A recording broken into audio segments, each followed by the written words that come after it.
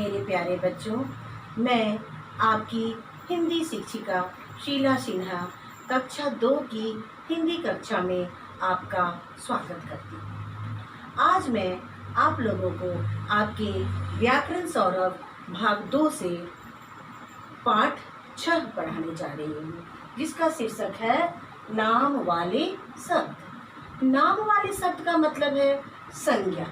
नाम वाले शब्द अर्थात संज्ञा। बच्चों, दुनिया में जितनी भी चीज़ें हैं, जितने भी लोग हैं, जितने भी प्राणी हैं, जितनी भी वस्तुएं हैं, सब का कुछ ना कुछ नाम होता है। वे अपने नाम से जाने जाते हैं। जैसे ये पुस्तक है, इसका नाम है पुस्तक, तो हम पहचान जाते हैं कि ये पुस्तक है। ये श्यामपट्ट है, हम समझ जाते हैं कि ये श्यामपट्ट है। बच्चों देखो, हम लोग ये 2 उदाहरण देखते हैं। इसमें मैंने लिखा है राम आम खाता है। राम क्या है? राम एक लड़के का नाम है और आम एक फल का नाम है। तो राम और आम दोनों क्या है? दोनों संज्ञा है। यहाँ मैंने लिखा है बोकारो एक अच्छा शहर है। तो बोकारो जो है क्या है? एक शहर का नाम है। तो बोकारो भी संज्ञा है। शहर क्या है? यह भी संज्ञा है। यहाँ खाता है संज्ञा नहीं है, खाता है क्रिया है, और अच्छा जो है वो विशेषण है। आओ बच्चों, अब इस चित्र के द्वारा हम सभी कुछ बातों को समझते हैं। इस दुनिया में सभी का कोई ना कोई नाम होता है। इस चित्र में हमें क्या दिखाई दे रहा है? हमें दिखाई दे रहा है किसान, खरगोश, पेड़, घोंसला, चिड़िया, लड़की, लड़का। चिड़िया, घोंसला, पेड़, खरगोश, लड़का, लड़की सब नाम है। सभी चीज़ों के नाम होते हैं, जीवों के नाम होते हैं, प्राणियों और स्थानों के नाम होते हैं। और नीचे देखो, ये वस्तुओं के नाम हैं। किताब, कुर्सी, घड़ी, ये सारी वस्तुओं के नाम हैं। अब इस चित्र को देखो, इस चित्र में क्या दिख रहा है? लाल किला। लाल किला। और ये क्या दिख रहा है? ये बनारस का दृश्य दिख रहा है। ये क्या है? ये लखनऊ का दृश्य दिख रहा है। अर्थात ये सभी किसी खास जगहों के नाम हैं। अब यहाँ देखो, ये क्या दिख रहा है? किसी नगर का चित्र दिख रहा है। नगर मतलब कोई भी नगर। ये देखो, उपवन का चित्र दिख रहा है। इसका मतलब उपवन मतलब कोई भी उपवन। ये चिड़ियाघर का चित्र दिख रहा है, अर्थात कोई भी चिड़ियाघर। अब ये खास व्यक्तियों के नाम दिख रहे हैं। व्यक्तियों के नाम है, जैसे ये महात्मा गांधी का चित्र है, ये जवाहरलाल नेहरू का चित्र है। तो ये खास व्यक्तियों के नाम हैं। तो खास व्यक्तियों के नाम क्या होंगे? व्यक्तिवाचक संज्ञा होंगे। बच्चों, इसका मतलब ये हुआ कि किसी भी व्यक्ति, वस्तु, प्राणी, स्थान अथवा भाव के नाम को संज्ञा कहते हैं। आओ बच्चों, अब हम लोग संज्ञा की परिभाषा को लिखते हैं। देखो, मैंने संज्ञा की परिभाषा यहाँ लिखा है।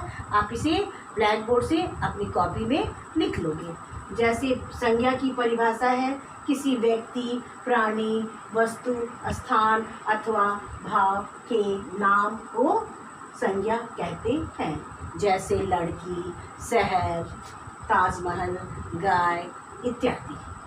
संज्ञा के भेद भी होते हैं। संज्ञा के मुख्यतः 3 भेद होते हैं: व्यक्तिवाचक, जातिवाचक और भाववाचक। तो आओ अब हम लोग पृष्ठ संख्या 26 से कुछ काम करते हैं।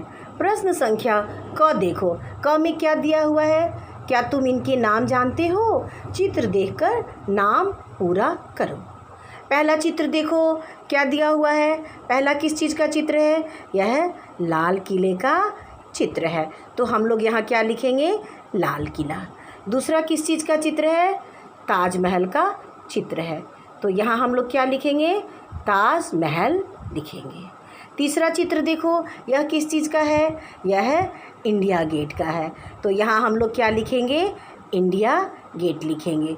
चौथा चित्र देखो, यह किस चीज़ का है? यह चार मीनार का है, तो हम लोग यहाँ क्या लिखेंगे? चार मीनार। अब इसी पृष्ठ में ख नंबर देखो, ये कौन है? इनके नाम तुम रखो। बताओ, ये पहला कौन है? ये लड़का है। दूसरा कौन है? ये लड़की है। तीसरा कौन है? औरत है। चौथा कौन है? आदमी है। बच्चों, अब पृष्ठ संख्या 27 देखो। 27 पर ग नंबर क्या है? चित्र के नाम पर सही का निशान लगाओ। पहला चित्र देखो, यह किस चीज़ का चित्र है? यह एक फल का चित्र है, तो हम लोग फल पे टिक लगाएंगे। दूसरा चित्र देखो, यह किस चीज़ का है? हाथी का है, तो हम लोग हाथी पर सही का निशान लगाएंगे। तीसरा चित्र किस चीज़ का है? झरने का है, तो हम लोग झरने पर सही का निशान लगाएंगे। चौथा चित्र किस चीज़ का है? महिला का है, तो हम लोग महिला पर सही का निशान लगाएंगे। बच्चों, अब हम लोग इसी पृष्ठ में घ नंबर देखते हैं। घ नंबर में क्या दिया हुआ है? पशु और पक्षियों के नामों को छांटकर अलग अलग लिखो। देखो बच्चों, इसमें पशु और पक्षी दो कॉलम दिया हुआ है। हाथी बताओ क्या है? हाथी पशु है। कौवा क्या है? पक्षी है। गधा क्या है? पशु है। मैना क्या है?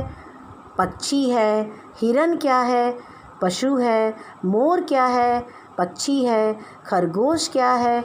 पशु है। तोता क्या है? पक्षी है। बतख क्या है? पक्षी है। बैल क्या है? पशु है। भैंस क्या है? पशु है। हंस क्या है? पक्षी है। अब इसको हम लोग कॉलम में लिखेंगे। बच्चों, अब हम लोग पृष्ठ संख्या 29 निकालेंगे और देखेंगे च नंबर। इसमें है मिलान करो। दिल्ली, करनाल, मुंबई शहर के नाम है, तो हम लोगों ने इसे शहर के साथ मिलान किया है। अब हम लोग हिरन, सिंह, हाथी क्या है? ये पशु है, तो हम लोग पशु के साथ इसका मिलान करेंगे। मोर, तोता, कौवा क्या है? ये पक्षी है, तो हम लोग इसका पक्षी के साथ मिलान करेंगे। टमाटर, आलू, लौकी क्या है? सब्जियां हैं, तो हम लोग इसे सब्जियां के साथ मिलान करेंगे। सेब, संतरा, केला क्या है? फल है, तो हम लोग इसको फल के साथ मिलान करेंगे। अमन, नमन, राहुल क्या है? लड़कों के नाम है, तो लड़के के साथ हम लोग इसका मिलान करेंगे। सुमन, गीता, अंजू क्या है? लड़कियों के नाम है, तो हम लोग इसका लड़कियां के साथ मिलान करेंगे। अब 6 नंबर देखो, नाम शब्द से वाक्य पूरा करो। चित्र को देखो, चित्र में क्या दिख रहा है? एक लड़का बॉल से खेल रहा है ना, तो हम लोग यहाँ लिखेंगे लड़का खेल रहा है। ये देखो, सुमन क्या कर रही है? क्या पढ़ रही है? सुमन पुस्तक पढ़ रही है, तो हम लोग यहाँ क्या लिखेंगे? पुस्तक लिखेंगे। अब ये देखो, इस चित्र में क्या कर रहा है? कौन भौंक रहा है? कुत्ता भौंक रहा है। अब इस चित्र को देखो, इसमें क्या निकल रहा है? सूरज निकल रहा है। दौड़, ये क्या दौड़ रहा है? खरगोश दौड़ रहा है। अब यहाँ देखो, तितली, तितली क्या कर रही है? तितली फूल पर बैठी है। तो अब सभी नाम शब्द स्त्री पुरुष अर्थात स्त्रीलिंग या पुल्लिंग होते हैं। जिस शब्द से किसी के स्त्री होने का बोध होता है उसे स्त्रीलिंग कहते हैं, और जिस शब्द से किसी के पुरुष होने का बोध होता है उसे पुल्लिंग कहते हैं। सभी नाम, चाहे वो व्यक्तियों के हो, वस्तुओं के हो या स्थानों के नाम हो, या स्त्री या पुरुष जाति के होते हैं। जैसे दादा, लड़का और हाथी शब्दों से उनके पुरुष जाति होने का पता चलता है। दादी, लड़की और हथनी शब्दों से उनके स्त्री होने का पता चलता है। बच्चों, अब ये स्त्रीलिंग और पुल्लिंग भी आप अपनी उत्तर पुस्तिका में लिखेंगे कि शब्द के जिस रूप से उसके स्त्री जाति के होने का बोध हो उसे स्त्रीलिंग कहते हैं, और शब्द के जिस रूप से उसके पुरुष जाति के होने का बोध हो उसे पुल्लिंग कहते हैं।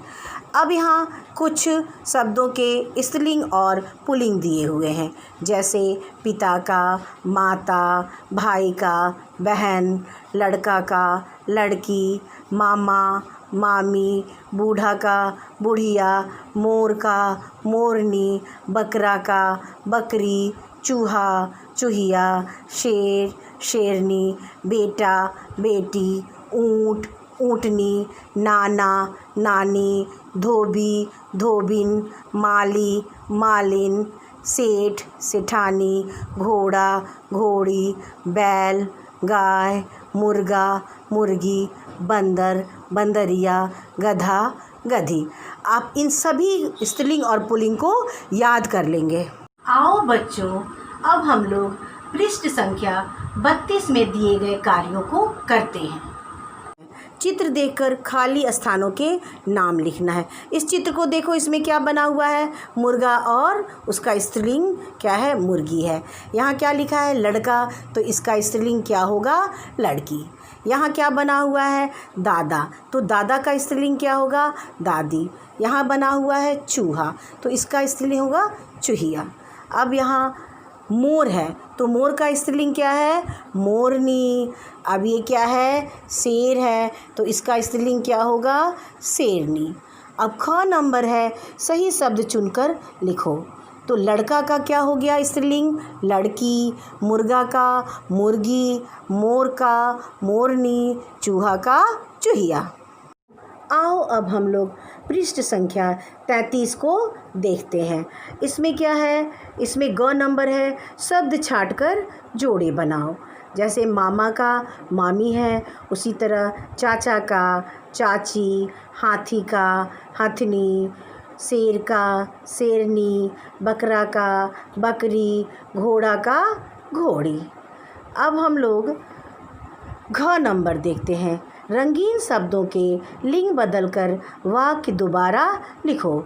जैसे चूहा रोटी खा रहा है, तो इसका होगा चूहिया रोटी खा रही है। दूसरा है उधर मोर बैठा है, इसका होगा उधर मोरनी बैठी है। घोड़ी घास खाती है, इसका होगा घोड़ा घास खाता है। अध्यापक पढ़ा रहे हैं, इसका होगा अध्यापिका पढ़ा रही हैं। अब देखो ये अंगा, देखो अंगा में अपने परिवार के इन 3 सदस्यों के नाम लिखो। तो मुझे उम्मीद है कि मैंने जो ये पाठ पढ़ाया, नाम वाले शब्द अर्थात संज्ञा, ये आपके समझ में अच्छी तरह से आ गया होगा।